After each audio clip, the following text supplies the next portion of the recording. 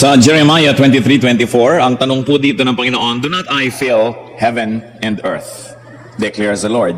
Godly wisdom fills the earth, even the so-called non-biblical bodies of knowledge, because all good things come from above. So, maganda po na pinapractice nating mga mananampalataya sa Panginoon, hinahanap natin ang kanyang karunungan, maging doon sa tinatawag natin na secular literature. To be able to examine the poems, the songs, the lines that we like, and find God in it. Also, if you will look deep enough, it is possible that you will find deception and satanic ideas. That's why it is important to apply biblical standards even on literature. Jeremiah 29:13 says, "You will seek me and find me when you seek me with all your heart." At hahanapin ngayon natin ang katuruan ng Panginoon, biblical ideas, sa isang verse na sobrang umuso noong mga 1970s, tinawag na Desiderata. So we will look for biblical counsel in Desiderata. Heavenly Father, thank you that your wisdom is embedded in many forms of knowledge. We pray that you will give us eyes to see you wherever you choose to reveal yourself. Give us sensitive spirits to be able to isolate your ideas from ideas that do not come from you, but nevertheless to identify your wisdom wherever it is found. Lead us, teach us, and as we ponder what might be called secular literature today, as we screen it through your word, teach us about you, teach us about godliness, and teach us and give us your wisdom. Father, we pray that you may protect us from lies, from evil, from falsehood, and we pray also for protection from deceptions of evil men and evil spirits. As we are gathered in your presence today, we also ask that you may protect our loved ones who are not with us right now. Let your divine love be the roof over our heads and the walls around us. Lead us, Father. Be the speaker. Teach us. Fill us, O Lord, with your wisdom. Walk in our midst. Glorify yourself. Strengthen your people. In the name of Jesus our Lord, we pray. Yung pong word na desiderata, sino sa inyo na nung araw ay na-encounter nyo na itong desiderata? Miss your hands. Taasan nyo ng konti. Yan, kayong mga, siguro yung mga peace man, mga flower power, di ba? Make love, not war. Yan ang mga generation na nakapagbasa at nakapakinig nitong tula na ito, kung matatawag itong tula. Desiderata is a Latin word that means things to be desired. Ang mga kanais-nais, kaibig-ibig sa buhay. And there's a very brief history of that poem. It was written by a man called Max Ernman. He's a poet and a lawyer from Indiana, USA. Sinilang noong 1872 at sumakabilang buhay noong 1945. Around 1959, a group of worshipers in St. Paul's Church in Baltimore, Maryland, used this poem as a part of a collection of a devotional material. Then, it went all over the world at lumabo ng lumabo kung sino ang author. At yung handout na ibinigay po ng church na ito, at the top of that handout was written, Old St. Paul's Church, Baltimore, AC, 1692. Kaya akala nung iba, ang tula ay nakita dito sa simbahang ito noong 1692. Sa katunayan, itong St. Paul's Church was built in 1692. Nilagay lang yung date kung kailan nagawa yung church, but the poem was much, much more modern. Over time, the authorship and date became clouded. And later on, a publisher interpreted the notation as meaning that the poem itself was found in Old St. Paul's Church in 1692. Nagkanda iba-iba na. So the poem reached its height of popularity in the 60s and in the 70s. Lalong-lalo dun sa Make Peace Not War movement. At ito ay napakarami mga naging mga renditions. At ang challenge sa atin ngayon, hanapin ang godly wisdom dito sa tulang ito. So let's take a look at the poem in its biblical essence. First, we'll attempt to read it, and then we'll go back to it and filter it through scripture. Desiderata. Go placidly amid the noise and haste, and remember what peace there may be in silence. As far as possible without surrender, be on good terms with all persons. Speak your truth quietly and clearly, and listen to others. Even the dull and the ignorant, they too have their story. Avoid loud and aggressive persons. They are vexations of the spirit. If you compare yourself with others, you may become vain and bitter. For always there will be greater and lesser persons than yourself. Enjoy your achievements as well as your plans. Keep interested in your own career, however humble. It is a real possession in the changing fortunes of time. Exercise caution in your business affairs, for the world is full of trickery. But let this not blind you to what virtue there is. Many persons strive for high ideals, and everywhere life is full of heroism. Be yourself. Especially do not feign affection. Neither be cynical about love, for in the face of all aridity and disenchantment, it is as perennial as the grass. Take kindly the counsel of the years, gracefully surrendering the things of youth. Nurture strength of spirit to shield you in sudden misfortune. But do not distress yourself with dark imaginings. Many fears are born of fatigue and loneliness. Beyond the wholesome discipline, be gentle to yourself. You are a child of the universe, no less than the trees and the stars. You have a right to be here. And whether it or not it is clear to you, no doubt the universe is unfolding as it should. Therefore, be at peace with God, whatever you conceive Him to be. And whatever your labors and aspirations, in the noisy confusion of life, keep peace with your soul. With all its shame, drudgery, and broken dreams, it is still a beautiful world. Be cheerful. Strive to be happy. Ang ganda-ganda naman ng tulang ito. So napakaganda po ang challenge sa atin is to find the Bible in Desiderata. Pag magandang bagay, dapat may kinalaman ng Diyos. Because all good things come from above, from the Father of lights, who does not change like shifting shadows. Yung first line goes, go placidly amid the noise and haste, and remember what peace there may be in silence. We are suddenly reminded of Psalm 4:4. In your anger, do not sin, and when you are on your beds, search your hearts and be silent. And Psalm 46:10, be still. Isa daw pong sikreto ng buhay at dapat ating naisin na magkaroon tayo, yung sa kabila ng ingay at gulo ng sanlibutan, tayo ay makapaglakbay ng may kapayapaan. At huwag lilimutin ang halaga ng pananahimik. Napakahalaga po sa buhay natin kung magkakaroon tayo ng kapayapaan, kagalakan, meron tayong pananahimik. Na hindi laging pinupuno natin ang ating tenga ng nadidinig mula sa radyo, mula sa TV, hindi laging may binabasa o pinapanood, dahil mahalaga ang pagbubulay-bulay, ang pagninilay-nilay, sabi nga nila, ang pagmumuni-muni, pag-iisip. Sabi, remember what peace there may be in silence. Kaya kahit na may TV, hindi lagi dapat binubuksan. Nananahimik din tayo. Hindi lagi ang may hawak na binabasa, bagamat mahalaga ang pagbabasa, sapagkat dapat nating balikan yung halaga ng pananahimik. Be still and know that I am God, the Lord says. Eh kung punong-puno na po yung ating senses ng kung ano-anong bagay, nawawala na tayo ng espasyo para sa Diyos. The poem goes on, as far as possible, without surrender, be on good terms with all persons. Huwag makikipag-away sa mga tao. Hanggat kaya, makipagmabutihan. Titus 3:1-2, remind the people to be ready to do whatever is good, to slander no one, to be peaceable and considerate, and to show true humility toward all men. Kahit isang tao lang, kayang-kayang guluhin ang buhay natin. Kahit isa lang tao, kayang-kayang maglagay ng napakaraming dilubyo sa maghapon nating pamumuhay. Kaya sabi, sikapin na makipagmabutihan sa lahat. Lalong-lalo sa miyembro ng ating pamilya na lagi na po nga nating idinidiin, huwag nakikipag-away sa biyanan, sa manugang, sa kapatid, kasi permanent fixtures of life yan, hindi na iiwasan, nagkikita kayo lagi. So ang marurunong na tao, nakikipagkasundo at sinisikap niya na maging mapagpakumbaba. Speak your truth quietly and clearly. Bakit po marami nag-aaway at nagdedebate kahit tungkol sa Diyos at sa relihiyon? Because they speak their truth, of course, their version of truth, but not quietly and clearly. They shout, they quarrel, kung sinong pinakamalakas sumigaw na nanalo sa tingin nila sa discussion, pero hindi ito yung nakikita natin dito sa paalala ng Desiderata, which Psalm 15:2-5 reflects. He who speaks the truth from his heart will never be shaken. So to speak from the heart. Yung totoo, yung payapa, yung tahimik. Sometimes our most effective speech will have to be silence. Kasi lalo sa mga mag-asawa, kung galit na galit yung isa, sasagutin mo pa ng galit ka rin, wala namang mangyayari eh. Even though you're speaking your truth, but it's not quietly and it's not clearly, you will only quarrel all the more. Sabi nga nila, speech is silver, silence is gold. So napakahalaga no, hindi ka laging gumigiit, hindi ka laging nagsisikap na manalo. At isa pa pong payo, and listen to others. Even the dull and the ignorant, they too have their story. Hindi lang naman yung mga nakapagtapos sa mga formal na institutions of learning ang merong dapat nasabihin at dapat pakinggan. Ang lahat ng taong nabubuhay ay may karanasan at may maituturo sa atin. Kuminsan pag may konti ng kaalaman, ayaw na makinig sa magulang, ayaw na makinig sa matanda dahil mayroon daw edukasyon. Araw-araw ang tao may edukasyon, meron lang ang formal at meron naman na practical education. Karamihan pa ngayon ang gagaling sa mga subject sa eskwelahan, sa practical na buhay, walang kamuang-muang at walang kalam-alam. Proverbs 19:20, listen to advice and accept instruction. And in the end, you will be wise. Pag meron pong nagsasalita at merong nakikinig at nag-uwian na sila, ang panalo doon yung nakinig. Yung nagsalita, walang nadagdag sa alam niya.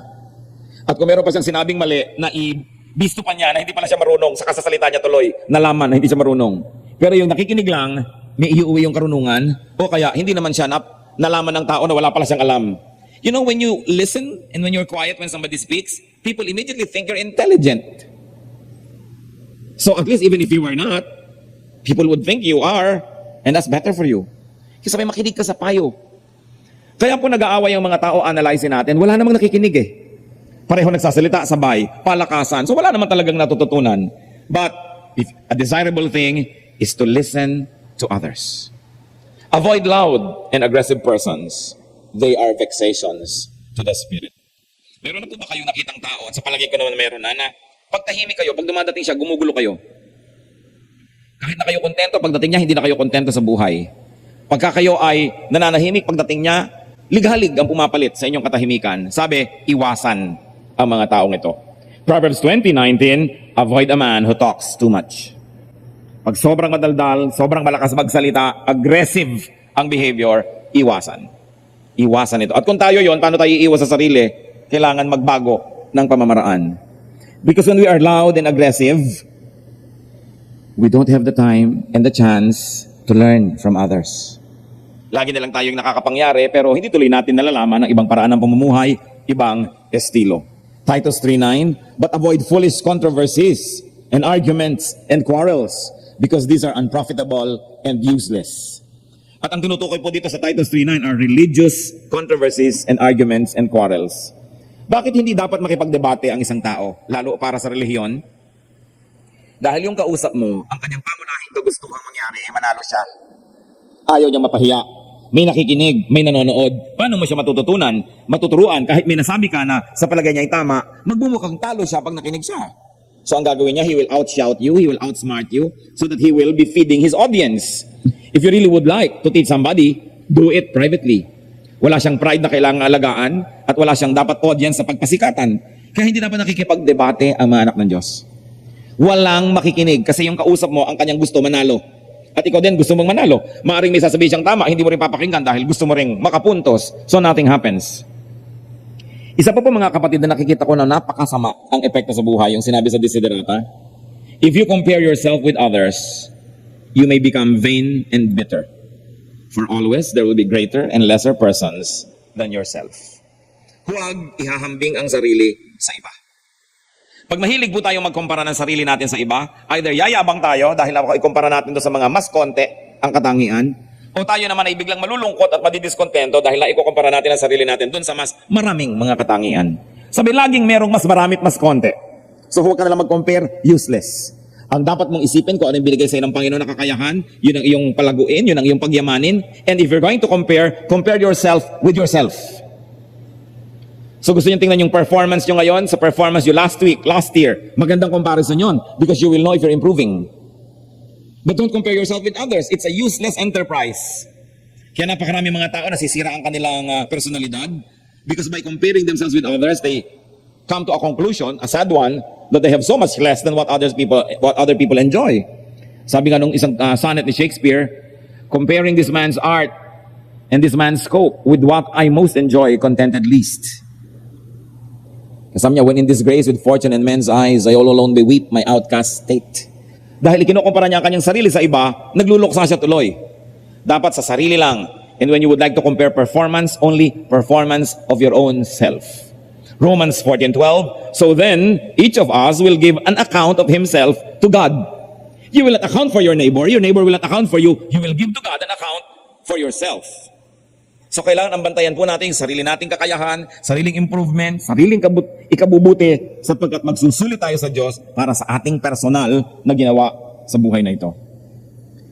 At sa dinami-rami daw po ng mga magagawa, huwag kakalimutan, enjoy your achievements as well as your plans. Keep interested in your own career. However, humble. It is a real possession in the changing fortunes of time. So kung may achievement daw po ibinigay sa atin ng Panginoon, enjoyin natin. Huwag yung, ang iniintay mo yung achievement na hindi pa nangyayari.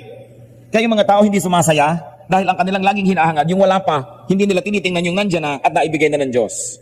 Sabi, enjoy your achievements. Keep interested in your own career, hindi yung career ng iba. Heto na naman, magko-compare ka na naman sa karir mo, sa karir ng iba, yayabang ka na naman, o lulungkot. Sabi, focus on your own career, but be humble. Hindi ibig sabihin that you focus on your own career para ka magyabang. Sabi ganoon, napakalaking blessing yung marunong ka magpasalamat sa dumarating sa'yo at ini-enjoy mo kung ano yung nasa iyo. Pero di po ba mga kapatid, laging yung order ng mga tao sa kabilang mesa sa restaurant, laging mukhang mas masarap sa order nyo? Hindi nyo ba nararanasan yan? At kadalasan, laging yung misis ng iba, para mas maganda sa misis nyo, ayaw nyo maaminin. Sabi ng iba naman, aba syempre, yung mister doon ng iba, mas mukhang may itsura kaysa sa mister ko. Lagi na lang yung bahay ng iba mas maganda. Sabi nga nila, the other man's grass is always greener. The sun shines brighter on the other side. Kaya ang mga tao hindi na sumasaya kahit kailan. Kung ano pong ibinigay na kakayahan sa atin ng Diyos, at kung ano ang naiuwi nating pagpapala galing sa kakayahan na yon, enjoy it. Ecclesiastes 3:22. So I saw that there is nothing better for a man than to enjoy his work, because that is his lot. Kung ano yung trabaho mo, enjoyin mo, kaysa reklamo ka ng reklamo. Pag lunes na naman, magtatrabaho na naman ako. Tanggalin mo naman sa trabaho, iyak-iyak. Nakapila agad sa iba para magtrabaho na naman, pero lunes na naman. Hindi magpasalamat, hi, salamat. Another Monday, another week, another opportunity to work. Sabi, enjoy your work. Kasi enjoyin mo man yan o hindi, yan ang work mo. So, kawawa ka naman kung hindi mo yan ine-enjoy. Gumawa ka ng paraan para maging enjoyable yan. Ecclesiastes 5:19, moreover, when God gives any man wealth and possessions and enables him to enjoy them, to accept his lot and be happy in his work, this is a gift of God. Sabi, pag binigyan kayo ng Diyos ng kayamanan at mga ari-arian, at binibigyan pa kayo ng kakayahang ma-enjoy yan, aba, pasalamat kayo, tanggapin ninyo. Magbunyi kayo at enjoyin ninyo. Binibigyan kayo ng Diyos ng magandang plato, anong ginagawa doon sa cabinet? Inaamag. Tapos kumakain kayo sa tansan, styrofoam, sa mga lata. Ang gaganda ng mga kutsara, tapos nandun lang sa estante. Tapos anong ginagamit nyo? Yung mga tinidor na liku-liku.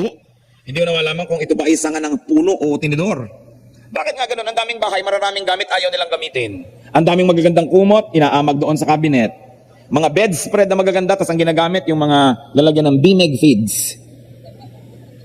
May magagandang silya, tatakpan ng plastic, tapos nakaupo sila sa monoblock.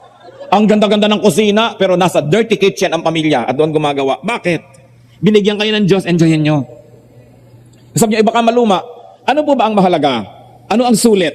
Yung magandang naluma dahil ginamit o yung magandang hanggang mamatay kayo maganda dahil hindi nyo naman ginamit? Small is the worth of beauty from light retired. Bid her come forth, suffer herself to be desired, and not blush so to be admired.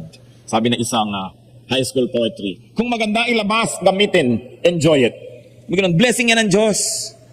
Mga kapatid, hindi ko po maintindihan yung iba kung bakit may mga unan na saksakan ng titigas. Hindi mo alam kung ito ba ay troso, o bigas, o palay.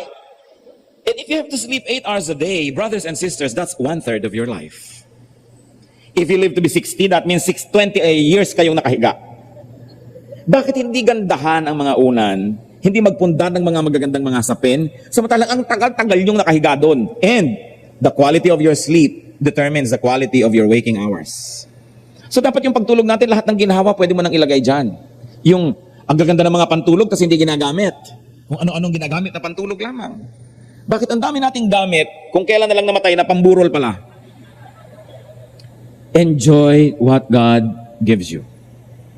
So niya, paano kung nagamit ko na? Well, kung kinalulugdan kayo ng Diyos at naluma na yan, papalitan niya ng Diyos. Because His blessing is new every morning. Kaya hindi tayo nabibigyan ng new, hindi niya naman niluluma When your hands are holding on to old blessings, they will never be empty enough to receive new ones. Kapag may blessing, gamitin, ipamigay agad para empty, lalagyan na naman ng Diyos kasi gustong-gusto niyang lagyan. Parang ilog din yan. The reason why a river is clean because it flows. You know why it flows? Kasi hindi nakabara. Pagdating ng tubig dito, ibibigay agad doon. Pass ng pass. Pero oras na binarahan nyo yan, mamaya luma na, it becomes stale. So don't hang on to stale blessings. Yung magaganda yung damit, gamitin. Yung magagandang tuwalya, gamitin. And then, Desiderata advises us, exercise caution in your business affairs. For the world is full of trickery. Napakarami daw pong 1, 2, 3 sa mundo. Napakaraming pandaraya. Natatandaan nyo ito, inuulit-ulit natin, ang pinagtitiwalaan nyo lang ang pwedeng mandaya sa inyo. Kasi walang chance yung hindi nyo pinagtitiwalaan. Sabi, exercise caution in your business affairs. Yung mga magkukumpare, magdinegosyo sama-sama, tapos after 1 year, nagbabarilan. Mga magkakamag-anak, magsososyo-sosyo, tapos nagkakagalit. Kasi hindi nagkaroon ng enough safety measures for everybody. At tulad ng lagi nating binabanggit, kasi sa dami na po ng masaklap na kasaysayan na alam ko nangyayari sa ating paligid, never be a guarantor. Proverbs 11:15. He who puts up security for another will surely suffer. But whoever refuses to strike hands in pledge is safe. Ito pong to strike hands in pledge is a ritualistic gesture. Ibig sabihin, nangangako kayo na magiging garantor ng utang ng iba. Sabi ng Proverbs, huwag kayong magagaranti ng utang ng iba. You will surely suffer. Anong klaseng suffering? Number one, pag hindi niya binayaran, kayo magbabayad. So may magagalit sa akin magkakagalit din kayo pag hindi na siya nagbabayad. So magkagalit na kayo ngayon, hindi ka pa nawalan. At kung kakagalitin ka niya, dahil sabi sa Proverbs 11:15, huwag mag-guarantee, he's not worth your friendship. So, you will be hurt, one, when this person doesn't pay. Two, even if he pays 5 years from now, you would have already been hurt dahil araw-araw iniisip mo, magbabayad kaya siya? At yan pong may mga utang, hindi ko alam kung anong vitamin ang iniinom niya, nagkakaroon ng mga amnesia. Kayong nagpautang, tandaan niyo yung utang niya, pero siya parang nalilimot. Kaya kayo pa ngayon ang lagi nagpapaalala, nahihiya pa kayo, ipapaalala ko kayo, sisingilin ko kayo, nabaligtad kayo pa ngayon itong nangliliit at nahihiya. Kasi nililimot niya ang kanyang utang. Kasi sabi, huwag kayong magpapasiguro para sa iba. At saka, hindi naman tayo Diyos, bakit kayo magagaranti? Nakakatiyak ba tayo na may pera tayo in the future na kaya natin bayaran yon? Kahit ngayon meron, bukas ba sigurado tayong meron? Sabi, don't be a guarantor. At maraming mga nagbubuyo sa atin sa mga negosyo, lalong-lalo kung sila ang makikinabang. Marami tayong kamag-anak na, magnegosyo ka ng ganun. Ate, magnegosyo ka ng ganito, sabi ng kapatid mo, kasi siya ang makikinabang. Pag magtayo ka ng palaisdaan, akong bahala. Nako! Kung hindi kayo ang titindig doon at magbabantay araw-araw, huwag kayong magtatayo ng palaisdaan. Dahil picnic ng picnic ang inyong mga bantay. Panay ang bigay sa mga kapitbahay. Kayo ang bayad ng mga pakain ng mga isda na yan at lahat. Pagka hulihan na ng isda, wala. Huwag kayong magnenegosyo na hindi nyo alam ang pasikot-sikot. Alam ng bayaw nyo, naku, magkakagalit lang kayo ng bayaw nyo 3 years from now. Huwag nyo na ngayong pagbigyan yan. Yung alam ng kapatid mo, alam ng pinsan mo, tapos hindi mo alam, naghahanap ka ng sakit ng ulo. Huwag kayong magnenegosyo na pag iniwan kayo ng tao, hindi nyo kayang paandarin. Kasi madadaya kayo ng hindi nyo alam. Proverbs 12:5, the advice of the wicked is deceitful. Marami na pong ganyan, magkakapatid, susulsalan ng mahirap na kapatid, yung medyo may pera-pera, magnegosyo ka ng ganito, akong gagawa. Tapos nauubos. Remember, only those that you trust can deceive you. So Desiderata goes to say, exercise caution in your business affairs. For the world is full of trickery. But let this not blind you to what virtue there is. Many persons strive for high ideals, and everywhere life is full of heroism. Sabi, bagamat kayo'y wise, huwag naman sobra to the point na wala na kayong makitang mabuti sa mundo at pagdududahan nyo na ang lahat. Sabi ganon, punong-puno pa rin ng kabayanihan ang buhay at marami pa ring bayani. Kailangan lang, huwag kang agad-agad nagtitiwala. Kahit po yung propeta, gusto na niyang mamatay dahil akala niya siya na lang ang natirang propeta. Pero sabi sa Romans 11:4, sabi ng Diyos sa kanya, huwag kang magdrama dyan. I have reserved for myself 7,000 who have not bowed the knee to Baal. So marami pa kayo, hindi ka nag-iisa. Akala mo lang yon. Circulate, open your eyes, be prayerful, be sensitive, and you will know that there are still many heroes. Marami pang mga dakilang tao, kahit hanggang ngayon. Marami pang mabubuting kalooban. Kaya lang, suriin muna bago lubos na magtiwala. Desiderata goes on, be yourself. Especially, do not feign affection. Sabi, magpakatotoo ka. Kung ano lang ikaw, yun na. Pag nagkaroon ka ng kaibigan na ikaw ay ikaw, magiging kaibigan mo yun habang buhay dahil ang nagustuhan niya yung totoo na eh. Pero kung ikaw ay nagpanggap pa para lang tanggapin nila, pagdating ng araw na nalaman nila ang totoo tungkol sa'yo, itatakwil ka rin nila, mawawala rin yan. So huwag mo nilang simulan kung mawawala rin. Pero kung ikaw ay ikaw na, ano man ang mangyari, yung nagmahal sa'yo, yung gumusto sa'yo, yung tumanggap sa'yo, hindi na maiiba yun kasi ang inibig na nila ay yung totoo. So be yourself. At huwag magkapanggap na ikay maibigin kung hindi naman. Sabi, do not feign affection. Huwag kang kunwari mapagmahal na hindi naman talaga. At nagpapanggap ka mahal mo ang isang tao, hindi naman pala totoo. Sabi sa Romans 12:9, love must be sincere. Sincere.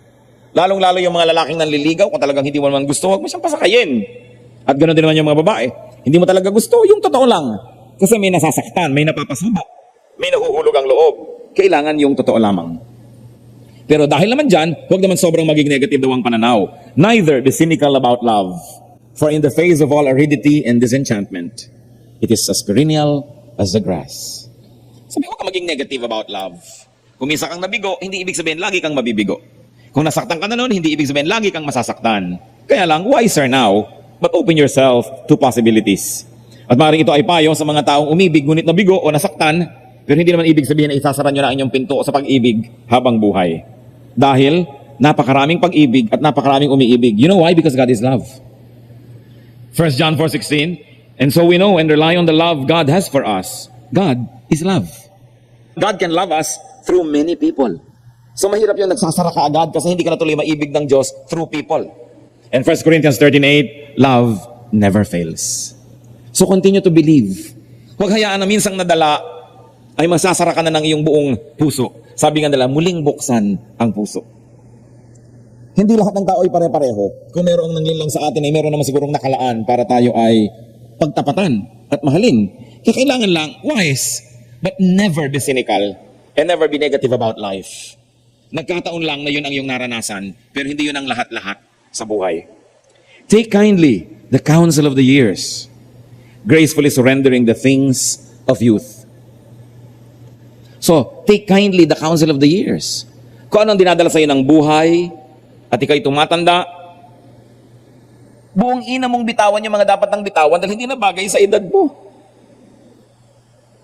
Pati yung itsura, siyempre maalam namang 70 ka na, tapos mukha kang 20, isipin ng tao, mangkukulam ka. Sabi, ano kaya ang kulam nito? Bakit ganitong itsura niya? So, hindi naman masamang magmukhang matanda ang tao. Basta may pinagkatandaan. Minsan po, when I was in college, I would join mga youth exchanges. And one time, I was in Germany for a youth exchange with German youths. So, we were staying with German families. At minsan, merong reception ang Philippine Embassy sa Bonn. Nasa Bonn pa na ng Embassy ng Pilipinas. At merong reception. At yung aking foster mother, nag-aalala siya. Sabi niya parang ayoko yatang pumunta doon sa event na yan. Sabi ko, bakit ayaw niyo pumunta? Sabi niya, kita mo naman yung kamay ko, ang pangit-pangit. Sabi gano'n, nakakahiya na pupunta tayo doon tapos ganito yung kamay ko. Sabi ko, bakit daw pumangit yung kamay niyo? Pangit nga, pero bakit nga? Kasi, biruin mo, dumampa siya sa gera. Kung ano pinagkagawa niya ng gera para mabuhay, dalagita siya noon. Pagkatapos nagkaroon siya ng pamilya, 3 anak, nasaksakan ng mga batugan. So siya lahat ng gumagawa sa bahay, nagluluto, naglalaba. Nagkaganon-ganon ang kamay. Sabi ko, hindi pangit ang kamay niyo. Kasi, kamay yan ng isang napakabuting asawa at napakabuting ina. At hindi ko siya inuuto. I really meant it. Sabi ko, if I found a woman your age who is not wealthy, who is not surrounded by servants, who has raised 3 children and had a husband, at kung pagkaganda-ganda pa rin ang kamay niya, magdududa naman ako kung napaglingkuran niya mabuti ang kanyang pamilya. Liban na lang nagugwante siya at marunong siya talaga mag-ingat. Meron naman ganon. Pero sabi ko, alam nyo, trophy ang kamay na yan. Kasi ipinaglingkod. So hindi pangit. Ganon din yung pagtanda, hindi naman kailangang takpan lahat yung mga kung ano-anong mga baku-bako sa mukha. Dahil kung yan ay dahil sa problema nyo sa inyong pamilya, sa pagsisikap, hindi yan pangit. One of the most beautiful ladies that I know, pagka-sunburn niya. Dahil alam nyo, meron silang farm. Malaki naman yung farm, 300 hectares. Pero hindi siya nag-aatubili na pumunta doon, makitulong, magtrabaho, sunburn na sunburn. Pero ang ganda-ganda niyang tumindig. Ang ganda-ganda niya. Hindi dahil lang puting kanlong siya at namumutla. Kasi kitang-kita mo na yung pagkatao niya, yung buhay niya, iginugol niya sa tama, sa maganda. Hindi laging nakakublit, naka-accept ng naka-exam sa gagawin dahil baka masira ang kutis. Ngayon, marami naman sa inyo na kahit nagsisipag nyo, na-maintain nyo pa rin yan, di doble blessing yan. Pero kung hindi man nagkaganon, hindi dapat itinatago yung ganon. So take kindly the counsel of the years. What the years bring to you is a part of you. No? At saka yung iba, ilang taon na po kayo dahil nag-birthday? Naku, huwag mo nang itatanong. Bakit? Lampas 50 na ako, lampas 60. Hindi po ba dapat yung ipagsigawan sa mundo na humaba ang buhay nyo? Dahil meron mga namatay na ng 17 anyos pa lang, 11 anyos, meron pa nga hindi na naipanganak na matay na. Tapos kayo, inililihim nyo na 70 kayo. Anong nakakahiya doon? Parang mali. Nakakahiya sa Diyos, dapat yata patayin na kayo. Ayaw nyo palang tumanda. Di ba? Kaya masasabi yung 70, 71, 80, 35, 40, bakit di ka nakihiya? Dahil nagpapa-apekto tayo sa culture ng Hollywood. Yung pagsamba sa kabataan. Pero anong kulang sa kabataan? Walang wisdom. Wala kang mapapala. So maganda yung may edad. No? Hindi kailangang laging takpan. And we must gracefully surrender the things of youth. There's nothing more pathetic than people who are very old pretending to be young. Hindi bagay. Off talaga. 1 Corinthians 13:11, when I was a child, I talked like a child, I thought like a child, I reasoned like a child. When I became a man, I put childish ways behind me. May panahon na binibitawan yung pangkabataan. Hindi yung alangan na yung edad mo, nagkukunwa ka pang teenager. Lalo lang nagiging awkward, lalo lang bumababa ang iyong halaga. Kasi ibig sabihin, hindi mo pinapahalagahan ang sarili mo at ang ginawa sa'yo ng panahon at ng Diyos. It's a trophy to grow old. We must be glad that we grow old because not every person has that opportunity. Nakita yung mga nangyayaring tragedy sa ating bansa. Kililiit na mga bata, inaanod ng ilog, natatabunan ng mga bato, ng mga bundok, nasasagasaan ng tren. Tapos ikaw, ikakahiya mo na 60. Aba, mag-resign ka na sa Diyos kung ayaw mong masabing 61. Kasi nakakahiya sa Diyos yun. Gracefully surrender the things of youth and nurture strength of spirit to shield you in sudden misfortune. Ang bukas, hindi natin alam. Walang nakakaalam yan. Kaya ang napakahalaga po, yung pagkatao, yung karakter ma-develop. You want somebody, your children, for instance, to be secure in the future? Hindi lang yung savings, hindi lang insurance, although that can help. But the best preparation we can give to them, patibayan ang kanilang loob, patibayan ang kanilang dibdib, sanayin silang mabigo, sanayin silang masaktan, sanayin silang mahirapan, dahil ang buhay ay maraming kabiguan at maraming kahirapan. And we parents will not always be around to protect them. Kaya anong sabi ni Balagtas, pag-ibigan ako'y aking nakilala, di dapat palakihin ang bata sa saya at sa katuwaan kapag namihasa, paglaki walang hihinting ginhawa. Para ng halamang lumaki sa tubig, dahil nalalanta munting di madilig, ikinaluluoy ang sandaling init, ganyan din ang pusong sa tuway manig. Ang laki sa layaw, karaniway hubad, sa bait at muni, sa hatol ay salat, masaklap ang bunga ng maling paglingap, habag ng magulang sa irog na anak. Kaya dapat, kahit kaya niyong ibigay sa anak niyo, huwag niyo ibigay lahat. Dahil maraming kabiguan ng buhay, mabuting nakakapag-practice. Hindi lahat ng comfort ibinibigay. Because the best way to prepare ourselves for difficult days is to have character. Not just to have possessions, not just to have money, though that helps. Kaya po yung babae na sinasabi sa Proverbs 31, Proverbs 31:25, she is clothed with strength and dignity. She can laugh at the days to come. Ang babaeng ito, maraming savings, nagtatrabaho, sabi niya, her arms are strong. Nagwi-weave, nagnenegosyo, bumibili ng bukid, nagsasaka, pero nagbibigay din sa mahihirap. Her children rise and call her blessed. No? Her husband too praises her, sabi sa Proverbs 31:20, and all of those other verses. Pero ang sabi, she is clothed with strength and dignity. Hindi lang clothed with purple, hindi lang clothed with jewelry. She is clothed with strength. Kailangan strong ang ating mga karakter. Sinasanay natin, lalo na ang mga kabataan. Then we can laugh at the days to come. Darating ang mga pagsubok, darating ang hirap, pero pag tayo'y nasanay at sinanay, pwede natin yung pagtawanan. We can laugh at the days to come. But do not distress yourself with dark imaginings. Laging may pang-balance. Sabi kailangan, handa ka sa sudden misfortune, pero huwag naman yung misfortune na lagi mo nalang imaginein. But do not distress yourself with dark imaginings. Many fears are born of fatigue and loneliness. Sabi, bagamat dapat handa ka sa maaaring di maganda at kasiyasiyang mangyayari, pero huwag mo naman sobrang seryosohin na laging iyon na lang ang iniisip mo. Sabi, maraming mga ikinakatakot ninyo, dahil lang kulang kayo sa paligo. Kulang lang kayo sa pahinga. Nalulungkot lang kayo. Kaya mahalaga po sa tao may diversyon, may libangan, may kasiyahan. Sapagkat pag lagi kang naiinip, lalong-lalo kung wala kang project sa buhay, wala ka namang malaking pinagkakaabalahan para sa mas mabuting mga layunin, kung umaga hinihintay mong gumabi at sa gabi hinihintay mong mag-umaga, at sa umaga hinihintay mo na namang gumabi, kahit walang multo, makakakita ka. Maiisip mo na ang lahat ng dilubyo at hirap sa buhay, katakutan mo na ang lahat ng sakit na dadapo sa iyo, lahat ng giyera, sibil na darating, matatakot ka. Sabi, many fears are born of fatigue and loneliness. Kaya tinuturo ng Diyos, on the seventh day you rest. Hindi ka dapat laging pagod. Pero mga kapatid, yang walang ginagawa ang pinakamalakas makapagod. Kaya ka lang may ginagawa ka talaga, hindi yung lagi ka lang nakatunganga dahil mapapagod ka. At ang pinakamahirap makatulog ay yung laging nakahiga. Kaya pag pagod na pagod ka, paghiga mo, tulog ka na. Gising mo, umaga na, hindi ka na nag-imagine ng sarisaring mga nakakatakot sa buhay. That's why you must dedicate yourself to a cause bigger than your daily existence. Pero kung sa umaga iniisip mo lang ano kayang kakainin natin, ano kayang ulam natin mamaya, araw-araw ganun ka na lang, ibig sabihin wala ka malang project. Ba't di ka maghukay? Halimbawa sa doon sa Samar, sa Leyte. Hindi ka tumulong doon ng hindi puro ano kaya yung ulam, ano kaya ang gagawin. Kasi wala man lamang na mga dakilang adhikain na pinagkakaabalahan. Hindi ka malang magpakain ng mga pulubi, kahit 2 pulubi isang araw, pakainin mo ng konti, meron kang project. You've got to think of a project that is good for the poor, good for the needy, and is pleasing to God. Then you will have no space in your mind para inip-inip at lungkot-lungkot. Pinakamahirap kalaban niyang lungkot at inip. Nakita niyo mga naiinip na mga bilanggo sa bilibid, hanggang sa loob ng bote, gumagawa ng barko. Kasi mahirap yung walang magawa. So kailangan may ginagawa ka. Kung kayo 60, 62, huwag mo na kayo nagre-retire. Walang ayawan ng buhay.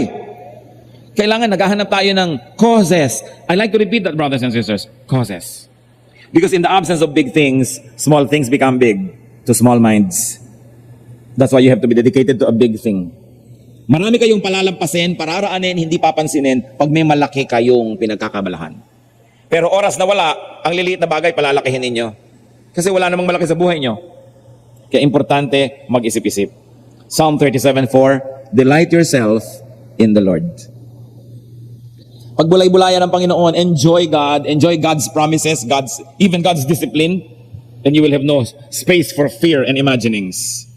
Okay, ang kabilin-bilinan sa 1 Peter 3:14, do not fear what they fear, do not be frightened.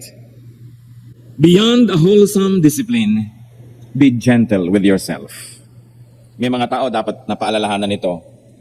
Sobra. Many people destroy their health, no? To make money. Then later on, they have money and they destroy their bank accounts to be healthy. So kailangan mabait ka sa sayo sarili. Kahit meron tayong pangarap, meron tayong ambisyon, meron lang kaya ang katawan na gawin sa maghapon, don't do more than what you were designed by God to do. Meron lang kaya sa loob ng isang linggo. At isa sa mga utos ng Diyos, magpahinga. 1 Timothy 6:10, for the love of money is the root of all kinds of evil. Some people, eager for money, have wandered from the faith and pierced themselves with many griefs. Maraming mga tumusok sa kanilang puso na mga kasakitan dahil sa sobrang pag-ibig daw sa pera. So be kind to yourself. Be gentle with yourself even though you are driven by ambition. Recognize the limits that our Creator, our Designer, has set on the human body, on the human emotion. So kailangan marunong magpahinga ang tao. Mga kapatid, huwag kayong mag-ipon, tapos sasabihin nyo, after 20 years, magbabakasyon kayo. Dahil on the 19th year, baka kayo matabunan ng mga kahon, at hindi na kayo makuha, hindi na kayo kasama sa bakasyon, yun ang asawa nyo at yung magiging bago niyang asawa ang magbabakasyon. So kailangan, every day, meron tayong konting oras ng bakasyon. Every day. Every week, meron kang isang araw man lang na bakasyon. Every month, meron kang several days na bakasyon. Every year, meron kang ilang linggo na easy lang. And every so and so number of years, meron kang, halimbawa mo, isang buong buwan na bakasyon o 2 weeks. Huwag niyong ipunin. Kasi hirap na kayo, hindi na makaya ng katawan ninyo, baka kayo bumigay. And besides, you do not know what a day may bring forth. You don't know if you'll still be around for that big vacation. So have pockets of happiness, have pockets of pleasure, have pockets of service and goodness and sacrifice all in a day. Live the day as if it's going to be your last because it just might be your last. Para walang pagsisisi. Sabi nga nila, wala pa daw naghihingalong tao na nagsisi na dapat dinagdagan ko pa ang oras ko sa opisina. Dapat nagtrabaho pa ako ng mas marami. Karamihan daw ng naghihingalo ang ipinagsisisi, dapat nahabaan ko pa yung fellowship namin mag-asawa. Dapat nabigyan ko pa ng panahon ng mga bata. Dapat sana napuntahan ko yung gusto nating puntahan. Yun daw mga pinagsisisihan. Kaya matuto na tayo sa kanila sa maraming mga nauna na. You are a child of the universe, no less than the trees and the stars. You have a right to be here. Kaya huwag ka magpapakamatay. Ang dami mga tao nagpapakamatay. So bakit ka magpapakamatay? Ang asawa ko pinagtaksalan na ka. Pinagtaksalan ka na pala, magpapakamatay ka pa. Sobra mo naman pinapadali sa kanya lahat. Kaya kung makakausap niya magpapakamatay, Gusto mo bigwasan isa, magising, papakamatay ka. No? Ano po sabi sa Genesis 1:27 to 28? So God created man in His own image. In the image of God, He created him. Male and female, He created them. God blessed them and said to them, be fruitful and increase in number. Fill the earth and subdue it. Rule over the fish of the sea and the birds of the air and over every living creature that moves on the ground.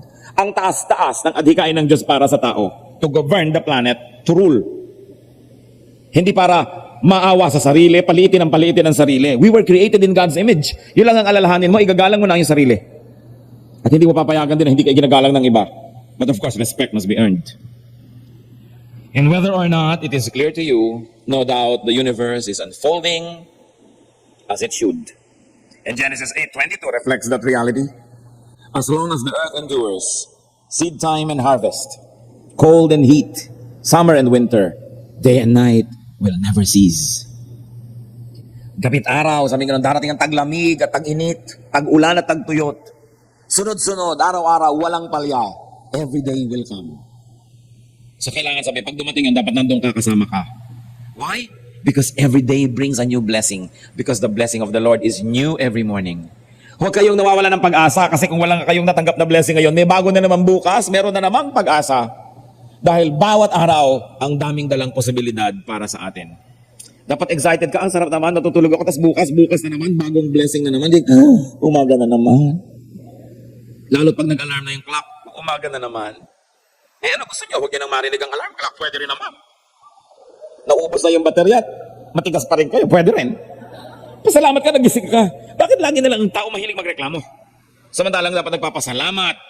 Alam nyo, pagka merong maingay, nagising kayo, di ba usually magagalit kayo? Magpasalamat ka, ay nagising pa ako, buhay pa ako. Kahit maingay ang mga ito, kasi pwedeng hindi naman ako magising. Di ba iba, kinakagat mo na nga sa paa, hindi pa magising? Kung ano na, dahil namatay na. So, imbes mag-isip ka na, nakakainis sa karinig ako, salamat, di ako bingi. Because in every situation, there is something you can thank God for. But in every situation also, there is something you can complain about. If you choose to be a complainer. Therefore, be at peace with God. Whatever you conceive Him to be. Of course, many mga born-again, reformed, and restored Christians will not be comfortable with whatever you conceive Him to be. But kahit naman po tayo mga Bible-based Christians, may iba-iba pa rin tayong konsepto eh. Dahil napaka-personal ng relasyon natin sa Diyos, hindi laging pare-pareho ang ating pananaw tungkol sa Kanya. Kaya sabi, ano man ang tingin mo, ang mahalaga, makipagkasundo ka sa Diyos. Be at peace with God. Romans 5:1, tayo mga Kristiyano, we have peace with God through our Lord Jesus Christ. May peace. So be at peace with God. In other words, do not fight God. Hindi ka naman mananalo, matatalo ka rin, masasaktan ka lang, sumuko ka na lang. Be at peace with God. Kung alam mong ito ang gusto ng Diyos, sundin mo siya. Kasi alangan namang siyang sumunod sa'yo. So makipagkasundo, makipagkaibigan, magkaroon ng kapayapaan. And whatever your labors and aspirations, in the noisy confusion of life, keep peace with your soul. Huwag kang gagawa, kapatid, ng labag sa iyong konsyensya. Kasi masasaktan ka, mahihirapan ka, malilito ka, magkakasakit ka. Kaya po may mga tao nagkakaroon ng split personality eh. Yung sobrang suppressed. Sinusupress ng magulang, sinusupress ng institution, sinusupress ng may kapangyarihan. Kung minsan nagkaka-split personality, akala nyo possessed. Naiiba yung boses, naiiba yung ginagawa. Kasi yung tunay na siya hindi mailabas-labas, kaya magkakaroon ng sakit at magkakadalawa-dalawa ang kanyang pagkatao dahil yung kanyang tunay na yung ipinapakitang pagkatao, hindi pa yun ang totoo. Kaya pinipilit lumabas ng totoo, nasisira siya. Kaya mga magulang, do not suppress your children. Well, with discipline, we give them parameters in which they can move. But pero hindi natin pinipilipit yung personalidad nila na sumunod na lang sa kagustuhan natin. Kasi kadalasan yun ang nagkakaroon ng ganyan masamang bunga. They become split personalities. Na ibang-iba yung nakikita mo, ibang-iba yung totoo. Huwag tayong gagawa ng labag din sa ating konsyensya kasi uusigin tayo nun. Sundin ang konsyensya para tahimik ang buhay. 1 Timothy 1:19, holding on to good conscience. That is what is important. Psalm 62 verse 5, find rest, O my soul, in God alone. My hope comes from Him. So find rest in God. Find rest in a godly conscience. Pagka po kayo nabubuhay ng labag sa inyong konsyensya, kahit maganda ang inyong kama, hindi kayo makatulog. Kahit masarap ang pagkain, wala kayong gana. Kahit maganda yung view, lampasan ang iyong tingin. Kasi hati ang loob. Mahalaga ang tao, buo ang loob, isa ang loob, hindi hati. Sundin yung makadiyos na konsyensya. With all its sham drudgery and broken dreams, it's still a beautiful world. Totoo nga naman. Kahit na maraming kadayaan, maraming mga reklamo, maraming mga gumuhong mga pangarap, masarap pa rin mabuhay. Maganda pa rin ang buhay, lalong-lalo sa mga nasa Panginoon. Psalm 39 verse 7, "But now, Lord, what do I look for? My hope is in you." And if our hope is in God, it's a beautiful world. Because God is beautiful. And God has beautiful plans for each one of us. Kung tayo lamang ay susunod at makikiisa sa Kanya.